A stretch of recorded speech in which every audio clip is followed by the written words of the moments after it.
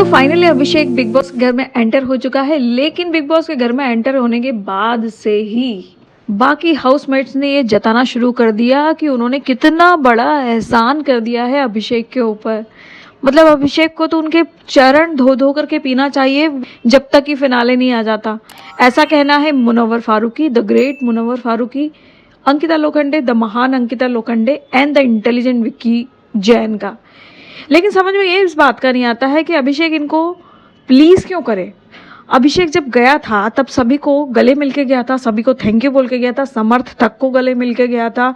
अंकिता जिसने निकाल दिया वो गले लग के रोया था, उसके साथ में गले लग के गया था, सभी को थैंक यू बोला था, सभी को सॉरी बोला था उसने। उसके बाद जब उसको सलमान जी ने वीकेंड के वार पे वापस एंटर करवाया तब भी उसने सभी को हाथ जोड़ के सॉरी कहा था, थैंक यू कहा था कि थैंक यू आप सभी लोगों ने मुझे इस घर में वापस लाया। जबकि ये सभी डिल्यूजन में हैं क्योंकि अभिषेक को तो घर में वापस आना ही था, क्योंकि वो घर से कभी बाहर गया ही नहीं था। ये तो बिग बॉस का एक चाल थी, स्कीम था कि चलो हम एक चाल चल के देखते हैं, थोड़ा सा हाइप दे देते हैं शो को, ताकि ये जब ये सारी चीज़ें होंगी तो बिग बॉस को तो हाइप मिलना ही है, लोग ट्विटर पर ट्रेंड करेंगे, बातें करेंगे, यूट्यूब पर वीडियोस बनेंगे, फाइनली जो है वो बिग बॉस की टीआरपी बढ़ेगी। जैसा कि अर्चना गौतम के साथ लास्ट सीजन में किया था, ठीक उसी तरीके से किया है और ऐसा बहुत सारे कंटेस्टेंट्स के साथ पहले भी कर चुके हैं बिग बॉस। तो ये कुछ नया नहीं था और मुझे नहीं लगता कि इन लोगों को इतना पता नहीं है। जैसा कि ये लोग सब बिग बॉस चार्ट के आए हैं कंटेस्टेंट लोग, उनको ये नहीं समझ में आ रहा है कि ये अपनी मर्जी से नहीं, आपकी मर्जी से नहीं, ये बिग बॉस की मर्जी से आया है और बाहर बैठे हम जैसे व्यूअर्स की मर्जी से आया है अंदर। तो इसमें वो लोग क्रेडिट कितना लेके, मतलब बार बार ये नैरेटिव सेट कर रहे हैं। और जो बिग बॉस ने विकी को बुला करके अंदर वही समझाने की कोशिश करी और बताने की कोशिश करी और विकी ने भी उस बात को एक्सेप्ट किया कि मुनव्वर एक नैरेटिव सेट करना चाहता है कि अभिषेक एहसान फरामोश है, और वो भी किसके कंधे पे बंदूक रख के, अंकिता लोखंडे के। मुनव्वर फारूकी को क्या बात चुभी है और क्यों लड़ाई करना शुरू करी है जब सलमान खान ने वीकेंड के वार पे ये कहा कि कैसे अभिषेक को रिएक्शन निकला है और बाहर व्यूअर्स का कैसे रिएक्शन निकला है कि जब विलेन हीरो को मार रहा है, उसके बाद जब हीरो एक लास्ट में एक शॉट मार देता है और सीटियां और तालियां बजती हैं, उस तरीके का परफॉर्मेंस था, उस तरीके का लोगों ने रिएक्ट किया है, एज अ हीरो उसको रिएक्ट किया है।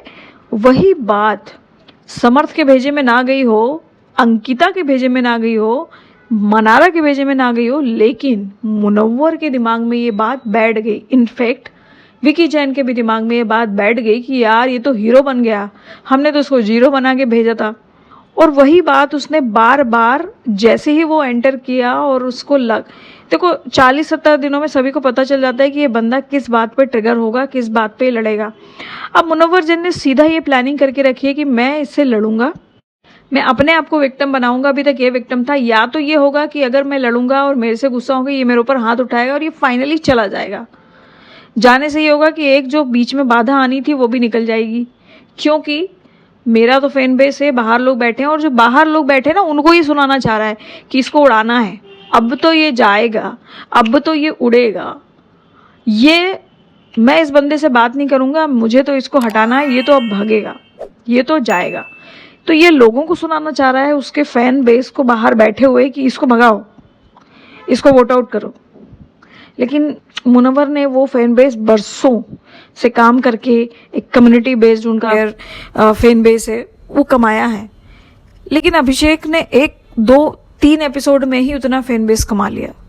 मुनव्वर जानबूझ के ट्राई कर रहा है, उसको पोक कर रहा है कि वो, इनफैक्ट समर्थ और ईशा को बहुत ही क्लियरली सलमान खान ने बोल दिया था कि तुम लोग क्यों पंगे कर रहे हो उससे, क्यों लड़ाई कर रहे हो, क्यों पोकिंग कर रहे हो। फिर भी ईशा को मानना नहीं है उस बात से, ईशा को समझ नहीं आ रही है वो बात, समर्थ को समझ में नहीं आ रही है कि भैया उससे मत बोलो ना, वो बात नहीं कर रहा है तुमसे आगे रह के।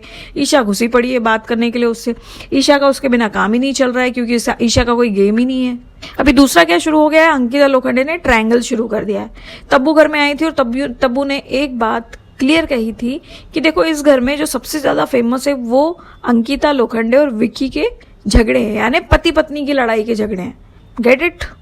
चलो लड़ाई शुरू करना करते, एक नैरेटिव सेट कर लेते हैं कि तू, क्योंकि भाई साथ में सोते हो, कान में खुसुर फुसुर कर सकते हो, आराम से प्लानिंग प्लॉटिंग हो जाती है इनकी रात में। कमल में जो दूसरे कांड होते हैं उसके अलावा भी प्लानिंग प्लॉटिंग तो उनके बराबर हो जाती है कि चलो अब हमको फॉल्स नैरेटिव सेट करना है कि अब तेरा ट्रायंगल बना लेते हैं और लड़ाई करते हैं, क्योंकि इनकी लड़ाई जो है लोगों के सामने अच्छा खासा व्यू बटोर रही है। लेकिन ये अब सबको समझ में आ चुका है कि ये भी एक फॉल्स है। सारे लोग एक झूठ का मुखौटा पहने हुए हैं। ईशा, समर्थ, मुनव्वर तो टॉप मोस्ट किंग है उसका, ऐसा लगता है बिग बॉस के अंदर। Personal life I don't know, मैं कमेंट करने के लिए कोई नहीं होती हूँ, लेकिन जैसा कि बिग बॉस में चीजें सामने आई हैं उस हिसाब से। तो हम यहाँ पर किसी के पर्सनल लाइफ की बात नहीं कर रहे हैं कि पर्सनली वो बंदा कैसा है, इन रियलिटी बंदा वो कैसा है। यहाँ पे बात हो रही है इस रियलिटी शो में फेकिज्म की, जो इतना फेक पर्सनालिटी को अपना लेके आ रहे हैं सामने। एक ही बंदा है अकेला, इनफैक्ट मैं कहूँगी कि दो बंदे हैं। एक है मनारा चोपड़ा जो कि बेवकूफ़ियाँ कर रही है, किसी को भी कुछ बोल देती है, कोई उसके साइड बोलता है तो भी उससे लड़ लेती है, कोई उससे अच्छे से बोल रहा है तो भी लड़ रही है। तो वो एक अलग ही अपना लेवल लेके आई है, रियलिटी है, लगता तो शायद रियलिटी ही है। और दूसरा अभिषेक है जो कि रॉ बोल सकते हैं जिसको, जो रियल लग रहा है, बाकी सब फेक है। इस चीज़ में एक बात जो है वो जो एक उभर के आया है कंटेस्टेंट, वो थी आयशा, जिसने सारे घर वाले उसके अपोजिशन में थे, लेकिन आयशा ने उसके पक्ष में हाथ उठाया। क्योंकि मुनव्वर और अंकिता ने तो पॉलिटिकली करेक्ट होने के लिए, महानता दिखाने के लिए हाथ उठाया था। मन से तो वो भी चाहते कि ये बाहर जाए, पर आयशा ने बोला कि नहीं, इसको वापस आना चाहिए। आयशा ने इनफेक्ट तब भी बोला था कि जब बाहर जा रहा था तब भी वो शी वॉज क्राइंग, और वो रो रही थी और दिल से निकल रहा था वो रोने का। उस समय मनारा भी रो रही थी, लेकिन मनारा को पता नहीं क्या हो जाता है मनारा को। मनारा के साथ ऐसी कौन सी बिग फाइट हुई है? जब मनारा ने उसको कहा था ऐस करके, तो भैया तूने उसको बोला था, तब उसने उस बात को पकड़ा था। अब उसका एक लेवल ऑफ नेचर है, उसका फाइट है, उसका एक टेंजेंट है जिस पे वो चला जाता है, और वो ही उसके मेंटल हेल्थ का इशू है जिसको शायद वो काम करेगा बाहर जाके बिग बॉस से, डेफिनेटली करेगा। और उसने बहुत बार इस बात को वोकल रहा है बिग बॉस के बाहर भी। जब उसने इंटरव्यू दिए हैं अभिषेक ने, तभी बहुत क्लियर बात कही थी कि देखो मुझे बहुत जल्दी गुस्सा आ जाता है, मैं क्लस्ट्रोफोबिक हूँ। ये बहुत सारी बार उसने इंटरव्यू दिए हैं। टॉप 3 अभी तक देखो, टॉप 3 में कौन आ रहा था? ईशा, अंकिता और मुनव्वर टॉप 3 में आ रहे थे। लेकिन या ईशा को हटा के विक्की, या अंकिता को हटा के विक्की या मुनव्वर, ऐसे टॉप 3 में आ रहे थे। लेकिन अब टॉप 3 मेरे हिसाब से, और बहुत सारे लोगों ने ये ट्विटर पे बोला भी है कि टॉप 3 उनके हिसाब से हो गए हैं विक्की, अभिषेक और मनारा। और अगर आप नोटिस करोगे तो ये 3 कंटेस्टेंट ऐसे हैं जो बिग बॉस के अंदर जिन्होंने सारा खेल रचा है, सारे कांड इनके अराउंड हुए हैं। चाहे वो अभिषेक हो, अभिषेक ने समर्थ, ईशा, कभी विक्की को, कभी अंकिता को अपने आसपास एंगेज करके रखा है। मनारा ने भी बहुत ज़्यादा एंगेजमेंट क्रिएट किया था बिग बॉस के अंदर। साथ ही विक्की जैन ने तो थ्रू आउट शुरुआत में किया ही था अपने साथ में। तो मुझे लगता है ये 3 टॉप में होना चाहिए 101%। लेकिन मैं ये भी कह सकती हूँ कि ट्रॉफी मुनव्वर लेके जा सकता है, क्योंकि उसका फैन बेस ज़्यादा है। आपका क्या कहना है ना, कमेंट सेक्शन में बताइएगा कि टॉप 3 कौन होंगे, टॉप 5 कौन होंगे, और जीतने के चांसेस किसके हैं। मुनव्वर का फैन बेस बहुत बड़ा है, लेकिन क्या बिग बॉस के अंदर उसने जस्टिफाई किया है? तो अब देखना ये होगा कि टॉप 3 में कौन आता है, और आपके हिसाब से कौन है, कमेंट सेक्शन में ज़रूर बताइएगा। और आपको क्या लगता है कि वाकई में अभिषेक एहसान फरामोश है?